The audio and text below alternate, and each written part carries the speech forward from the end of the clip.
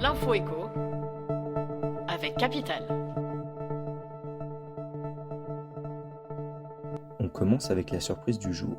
Alors que le budget de la Sécu pour 2023 avait acté la fin du remboursement de certains arrêts de travail délivrés en téléconsultation, le Conseil constitutionnel vient de censurer cette disposition. En cause, plus précisément, le déremboursement par la Sécu des arrêts délivrés à distance par un professionnel autre que le médecin traitant ou celui vu au cours des 12 derniers mois. Selon les sages, la mesure aurait conduit à priver l'assuré social du versement des indemnités journalières, alors même qu'un médecin a constaté son incapacité physique de continuer ou de reprendre le travail. On poursuit avec un chiffre, 2,25%. Il s'agit du taux de crédit immobilier moyen sur 20 ans pratiqué en Pays de la Loire. C'est la région qui propose les taux les plus attractifs du pays selon le courtier Empruntis.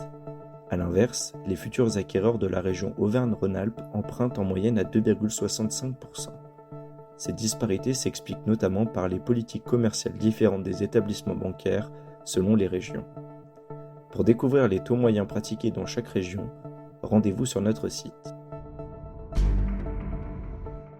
On enchaîne avec le mot du jour, rebond, comme celui de l'épidémie de Covid-19 qui pourrait intervenir après les fêtes de Noël et du Nouvel An. Si le pic de la 9e vague a bel et bien été franchi, cette étape n'est pas signe d'une accalmie durable. Malgré le recul du virus constaté presque partout en France, les indicateurs épidémiologiques demeurent élevés. Le taux d'incidence dépasse encore les 500 cas pour 100 000 habitants. Et il faut s'attendre, selon l'épidémiologiste suisse Antoine Flahault, à un répit de courte durée. Plus de détails sur capital.fr. Une bonne nouvelle pour terminer, qui concerne les futurs retraités qui partent pour inaptitude.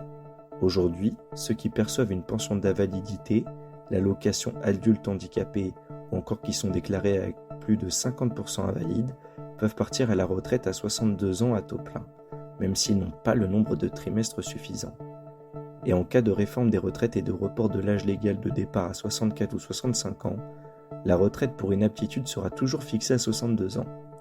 Un engagement pris par le gouvernement qui s'est notamment basé sur un rapport de l'Inspection générale des affaires sociales qui préconise de maintenir le dispositif en l'état. C'était l'info éco avec Capital.